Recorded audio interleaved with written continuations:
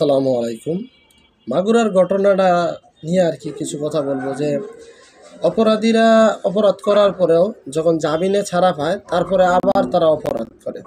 ঠিক তেমনি আরও ৩-৪ বছর আগের ঘটনা যে এক আসামিকে জামিনে ছাড়ার পরে সে কী জানি অপকর্ম করছিল, করার পরে জামিনে ছাড়া পায়। ছাড়া পাওয়ার পরে ওই বাড়িতে যায়, গিয়া একটা 4 বছরের বাচ্চাকে মানে চকলেটের লোভ দেখায় তার সাথে অপকর্ম করে এবং বাচ্চাটাকে মাইরা ফেলায়। তো মেয়ের বাবাটা অনেক কান্নাকাটি করে। তো ওই দিন আমিও মানে খুব খারাপ লাগছিল, আমারও মানে কান্না হিসাব করছিল আর কি।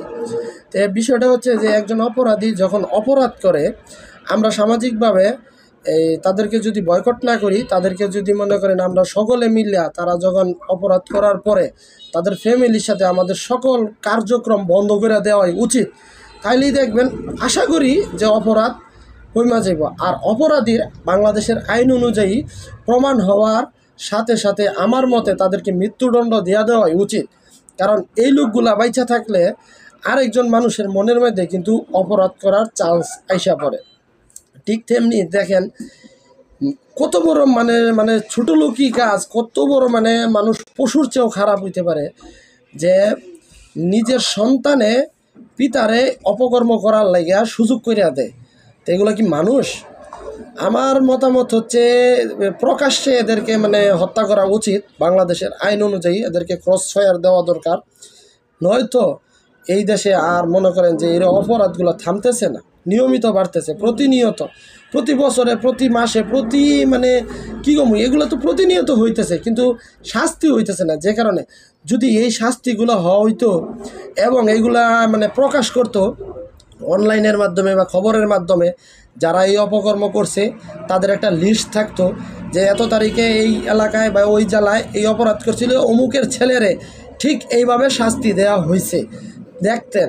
আমার বিশ্বাস বলে যে মানুষ তাহলে সচেতন হয়ে যেত, তাহলে অপকর্ম করার আগে 100 বার চিন্তা করতো যে আমার পরিবারের সহ এই অপকর্মের সাথে জড়ানো হবে, যাতে আমার পরিবার ধ্বংস না হয়।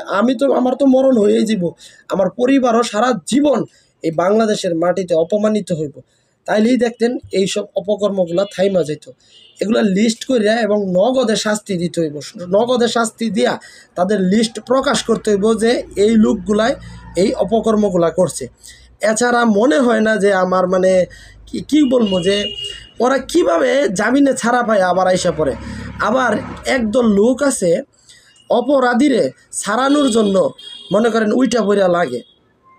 একজন অপরাধ করছে, প্রমাণ পাওয়ার পরেও কিছু লোক যখন এই লোকটারে বাঁচানোর জন্য চেষ্টা করে, আসলে এর ন্যাক্কারজনক, লজ্জাজনক কিছু মনে হয় না যে আমার কাছে আর কিছু আছে। এতে তো শরম পাওয়া উচিত ছিল যে অপরাধীকে বাঁচানোর জন্য কেন আমরা মানে আপ্রাণ চেষ্টা করবো যে অবাইসা থাক। তার মানে কি আমরাও অপরাধী না? আমরাও তো অপরাধী। কারণ আমরা যদি একজন অপরাধী যখন অপরাধ করে তখন আমরা যদি তারা বাঁচানোর চেষ্টা করি, তাহলে তো সে যতটুকু অপরাধী না, তার চেয়ে বড় অপরাধী হচ্ছে আমাদের সমাজের মানুষগুলা, আমরা যারা সমাজে বসবাস করি আমরা। তাই দয়া করে আমি বলবো, আপনাদের কাছে রিকোয়েস্ট, যে অপরাধ করব তার সাথে কোনো সংযোগ রাখবেন না, সবাই সংযোগ বিচ্ছিন্ন করে দেওয়াই উত্তম হবে। এবং আমার এই ভিডিওটা কষ্ট করে শেয়ার করে দিবেন এবং লাইক করবেন, এবং আমার মতামতের সাথে আপনারা যারা একমত হবেন কমেন্ট করে জানাবেন যে অপরাধীর সাথে আমাদের কোনো সামাজিক কোনো যোগাযোগ থাকবে না, তার ফ্যামিলির কারোর সাথে থাকবে না। এটাই হবে সবচেয়ে বড় আমাদের প্রতিবাদ। এবং বাংলাদেশের আইন অনুযায়ী তার যতটুকু দৃষ্টান্তমূলক শাস্তি না হবে ততদিন আমরা প্রতিবাদ করেই যাবো। মন ভালো যার, জীবন সুন্দর তার।